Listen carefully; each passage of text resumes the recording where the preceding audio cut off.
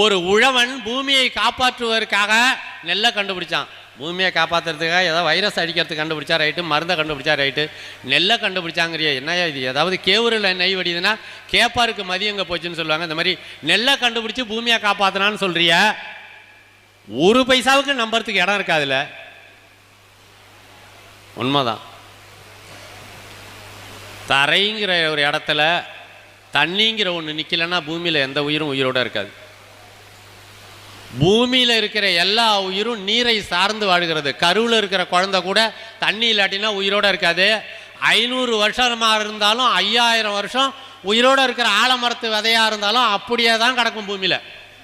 ஒரு சொட்டு தண்ணி உள்ளே போனால் தான் ஆலமரம் ஏஞ்சி வெளில வரும். தண்ணி தான் கையை பிடிச்சி அடிச்சிட்டு வெளில வரணும். அந்த நீரை பூமியிலே நிறுத்துவதற்காக நெல் என்ற தானியத்தை கண்டுபிடித்தான் தமிழ் உழவன்.